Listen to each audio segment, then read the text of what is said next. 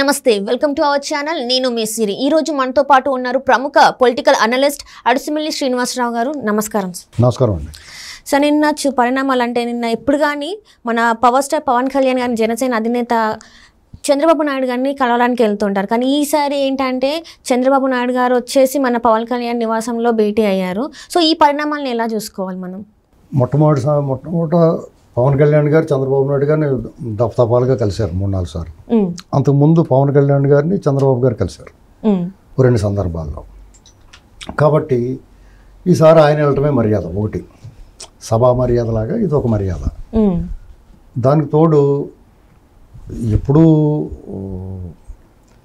పవన్ కళ్యాణ్ గారు ఇది ముందుగా నిర్ణయించుకుని పవన్ కళ్యాణ్ గారు ఆహ్వానించుంటారు చంద్రబాబు గారు 2 సార్లు కూర్చొని మాట్లాడుకుంటే ఇది అవుదాం అని చెప్పని ఉంటాడు కూర్చొని వాళ్ళు పూర్తిగా అంతకుముందు భేటీల్లో పవన్ కళ్యాణ్ గారు ఆయన రిమాండ్లో ఉన్నప్పుడు కలిశారు ములాఖాతులో తర్వాత ఆయన శస్త్రచికిత్స చేసినప్పుడు ఆరోగ్యపరంగా కలిశారు అలాగే అంత తర్వాత కూడా 1-2 సార్లు కలిసినప్పుడు అక్కడ ఏమవుద్దంటే ఆయన ఈ రాజకీయాల గురించి ఎక్కువగా మాట్లాడడానికి సమయం ఉండకపోవచ్చు అప్పుడున్న సిచ్యుయేషన్స్లో వేరే విషయాలు మాట్లాడడానికి అంత కుదరకపోవచ్చు కూడా ఆ సందర్భం కూడా కాదు కాబట్టి ఈసారి ఇద్దరు కూర్చొని ఇంకొకసారి కూర్చొని మాట్లాడుకుందాం అనుకుంటారు ఆ సందర్భంగా కలిసి ఉంటారు కలిసిన తర్వాత భవిష్యత్ కార్యాచరణ ఎలా ఉండాలి ఉమ్మడి కార్యాచరణ ఉమ్మడి మేనిఫెస్టో ఇప్పుడు ఆల్రెడీ టీడీపీ ఒక మేనిఫెస్టో మినీ మేనిఫెస్టో విడుదల చేసింది తర్వాత ప్రధానమైన మేనిఫెస్టో విడుదల చేసినప్పుడు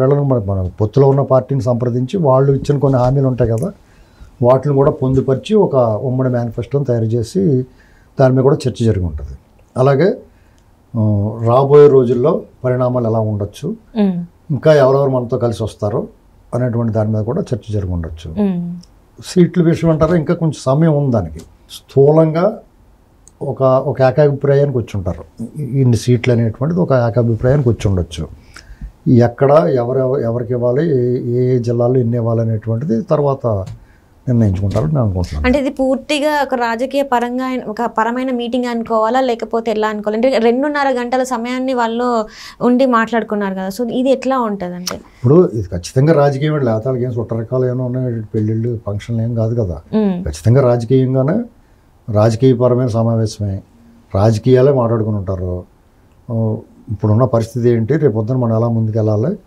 ఈ అరాచకాలని ఇతను ఏమి చేయొచ్చు దొండిపాళ్ళు మూట కదా వాళ్ళు ఏం చేస్తారు ఏంటి దాన్ని ఎలా ఎదుర్కోవాలనేటువంటి దాని మీద ఆలోచన చేస్తుంటారు తర్వాత ఈ పొత్తుల విషయంలో ఇంకా ఎవరెవరు వస్తారు మనకి కలిసి వచ్చి వాళ్ళు ఎవరు ఉన్నారో ఎవరిని మనం దూరంగా పెట్టాలి అనేటువంటి విషయంలో కూడా వాళ్ళు చర్చించుకుని ఉంటారు ఇది డెఫినెట్గా రాజకీయ సమావేశమే 2.5 గంటల సమయం అంటే అన్నీ కూడా చర్చకు వచ్చి ఉంటాయండి అన్ని విషయాలు అంటే ఇక్కడ తెలంగాణలో చూసుకున్నట్టయితే ఇక్కడ జనసేన ఎన్నికల్లో చేసినా కూడా ఇక్కడ ఒక సీట్ కూడా గెలవలేకపోయింది సో దీని పరిణామాలు అక్కడ ఆంధ్ర రాజకీయాల మీద పడే ఛాన్సెస్ ఉన్నాయంటారా దానికి సంబంధం ఉండదండి ఫస్ట్ పాయింట్ ఏంటంటే పవన్ కళ్యాణ్ గారు ఇక్కడ సడన్గానే పోటీ చేసినట్టు చేస్తారా చేయరా అంతకుముందు ఆయన పెద్ద పట్టించుకున్నది లేదు ఇప్పుడు జగన్మోహన్ రెడ్డి గారు ఆ పార్టీ వచ్చినా అలాగే ఉంటుంది ఇక్కడ ఆంధ్రప్రదేశ్లో ఉన్న టీడీపీ జనసేన వైసీపీ 3 పార్టీలోకి టీడీపీకే స్పేస్ ఉంది ఇక్కడ ఎందుకంటే ఆల్రెడీ తెలంగాణకి ఏదో చేసిన చరిత్ర ఉందో అధికారులు ఉన్నారు వాళ్ళ నాయకత్వం సానుభూతి పరులు కేడర్ ఉన్నారు ఇక్కడ వాళ్ళకు ఉండే అవకాశం లేదు ఇప్పుడు జగన్మోహన్ రెడ్డి కేడర్ అంతే ఎవరు కాంగ్రెస్ వాళ్ళు కదా ఇప్పుడు ఆంధ్రాలో ఉన్న వాళ్ళు కూడా ఉన్నాయి కాంగ్రెస్ పార్టీ పుంజుకుంది అనుకోండి అందరూ ఆ చెట్ల నుంచి ఈ చెట్ల మీద దూకేస్తారు ఎవరు ఉండరు అక్కడ పవన్ కళ్యాణ్ గారికి తెలంగాణలో ఉండే అవకాశం ఉండదు వాళ్ళ అభిమానులు ఉంటారు డెఫినెట్గా కానీ క్యాడర్ ఎందుకంటే ఆల్రెడీ ఇక్కడ ఎస్టాబ్లిష్ చేయలేదు అంతకుముందు పోటీ చేయలేదు అలా పోటీలు అవి చేసి వాళ్ళు కూడా బిల్డప్ చేసుకుని క్యాడర్ని బిల్డప్ చేసుకుని ఉంటే ఉండేవాళ్ళు కాబట్టి నాయకులు ఎక్కడన్నా పలచపలుచుకుంటారు కానీ క్యాడర్ ఉండే అవకాశం లేదు అభిమానులు సానుభూతి పరులు ఉంటారు ఆ అభిమానులు సానుభూతి పరులు స్టాండర్డ్గా ఇక్కడ ఎమ్మెల్యేలు నిలబెట్టి ఇక్కడ పోరాడతారు ఇక్కడ స్టాండర్డ్గా ఉంటుంది పార్టీ వీళ్ళు కూడా ఫైట్ చేస్తారనేటువంటి భావన కలిగినప్పుడే ఉంటారు టీడీపీకే అంత చరిత్ర ఉన్న టీడీపీకే మీకు చెల్లాచెదురైపోయింది ఎందుకంటే ఆ నాయకత్వం ఇక్కడ ఉన్న లోకల్ లీడర్షిప్ వాళ్ళు స్టాండర్డ్గా ఉంటారా ఉండరా గెలిచినా కానీ ఆ వాటిలో పోతారేమో ఇలాంటి అపోహలు ఉండి మొన్నటిదాకా కాబట్టి ఆ పార్టీకి సరైన వాళ్ళకున్న బలం ఉన్నంత బలం కూడా చూపించుకోలేకపోయింది గతంలో ఈసారి వాళ్ళు సైలెంట్గా ఉండి మంచి వైలెంట్గా అభ్యసిస్తారు వాళ్ళకి టీఆర్ఎస్ వాళ్ళకి. అది స్పష్టంగా తెలిసిపోయింది. అంటే వాళ్ళు మేము ఎవరికే చేయమని చెప్పలేదు, ఎవరిని వ్యతిరేకించలేదు, ఎవరిని అనుకూలంగా లేము అని చెప్పి అంటున్నారు. కానీ వాళ్ళు పోటీ చేయకపోవడం వల్ల మంచి మడతగాజీ తిన్నారు వాళ్ళు బీఆర్ఎస్ వాళ్ళు. కాంగ్రెస్కి అనుకోకుండా పని జరిగింది అది. ఈసారి ఏం చేస్తారో చూడాలి నెక్స్ట్. కాబట్టి పవన్ కళ్యాణ్ గారు తెలంగాణలో ఏమీ లేదు కాబట్టి అక్కడ ఏమీ ఉండదని చెప్పేసి అనుకోవడం లేదు. అయితే అలా చేయకుండా ఉంటే బాగుండేది. ఇక్కడ ఆయన పోటీ చేయకుండా ఉంటే దానివల్ల ఏమవుతుంది, అవతల వాళ్ళు ప్రత్యర్థులు మాట అంటానికి సరిపోతున్నారు. నీకు అక్కడే సీన్ లేదు, ఇక్కడ ఏముంటుంది నీకు అని తేలిక భావంగా చులకం చేయడానికి అవకాశం ఇచ్చినట్టు అయింది అంతే. అంతేగాని ఇప్పుడు జగన్మోహన్ రెడ్డి గారు ఉన్నాడు, అక్కడ 150 సీట్లు వచ్చినాయి. ఇక్కడ పోటీ చేసి ఉంటే ఆయనకి 2 కూడా రాపోను. అదే సీను అక్కడ. అంచేత ఇక్కడ ఇప్పుడు పాలిటిక్స్ డైనమిక్గా ఉంటాయండి, ప్రజల అభిప్రాయాలు కూడా మారుతూ ఉంటాయి. 2018లో టీఆర్ఎస్కి 88 స్థానాలు వచ్చినాయి. పార్లమెంట్ ఎన్నికలు బీజేపీకి ఒకటే వచ్చింది, 100 చోట్ల డిపాజిట్లు పోయినాయి. కానీ పార్లమెంట్ ఎన్నికలు వచ్చినట్టు 4 గెలిచారు ఎంపీలు వాళ్ళు. కాంగ్రెస్ కూడా ఘోరంగా ఓడిపోయినా కానీ మూడు పార్లమెంట్ గెలుచుకున్నారు. మరి టీఆర్ఎస్ ఆ లెక్కన చూసుకుంటే 16 సీట్లు రావాలి వాళ్ళకి. కానీ వాళ్ళు 8కే అంతగా పరిమితం అయిపోయారు, 9 పరిమితం అయిపోయారు. ఇక్కడ ఆంధ్రప్రదేశ్లో కూడా చూడండి, 2012లో జరిగిన బై ఎలక్షన్స్లో టీడీపీ డిపాజిట్లు కూడా పోతుంది. 2014లో అధికారంలోకి వచ్చింది.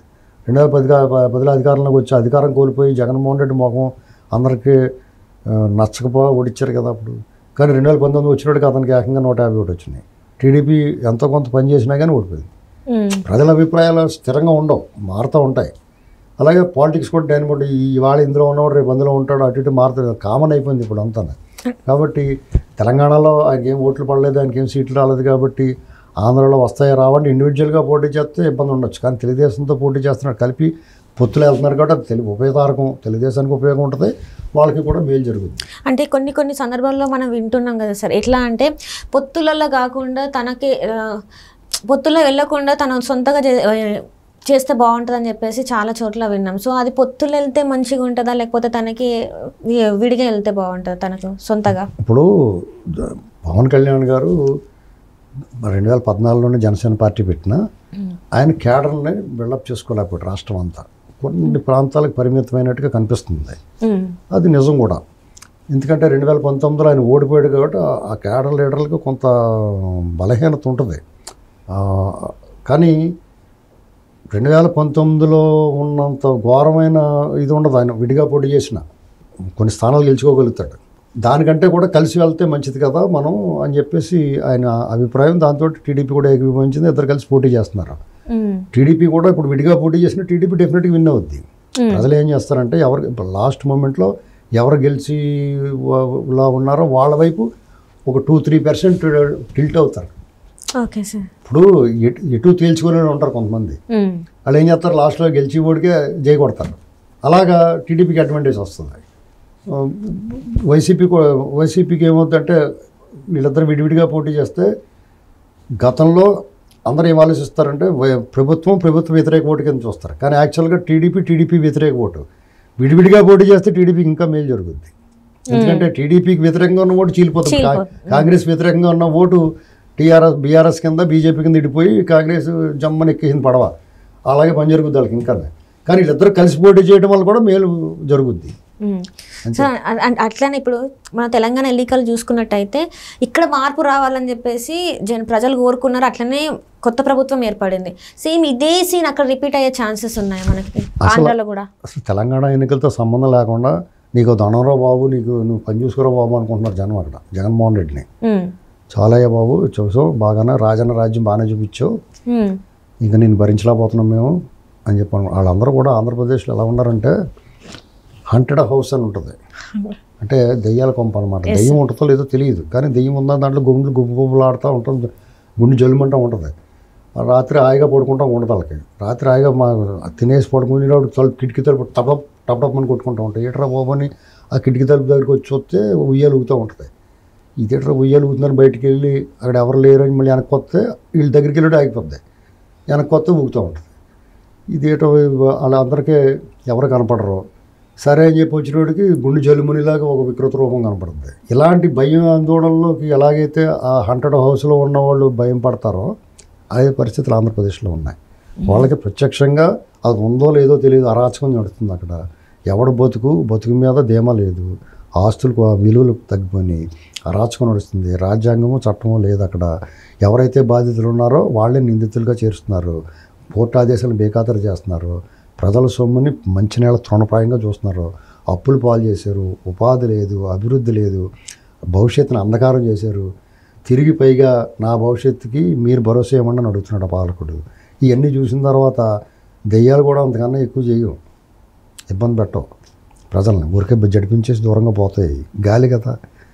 కాబట్టి అందులోంచి ఎవడో ఒకటి మంత్రగాడు వచ్చి దీనికి ముగ్గేసి ఒక ఈ దెయ్యాన్ని పారదోలితే బాగుంటారు బాబు అని చెప్పి చూస్తున్నారు వాళ్ళంతా. లేదా ఈ రాత్రి ఈ గంట ఎలా గడుస్తుంది, వెలుగు ఎప్పుడు వస్తుంది, ఇందులోంచి బయట పారిపోదాం అని చూస్తున్నారు. ఆ దెయ్యం అందులో ఉంటే, లేదా ఆ దెయ్యాన్ని పారదోలేరనుకో ఆ ఇంట్లో ఉంటారు వాళ్ళు. రేపు పొద్దున్న మళ్ళీ ఈయన అధికారంలోకి వచ్చాడనుకోండి, జనం గాలి చేస్తారు. వాళ్ళు ఏమనుకుంటున్నారంటే మనందరం వెళ్తాం ఎందుకు, అతన్నే పంపిద్దామని అనుకుంటున్నారు.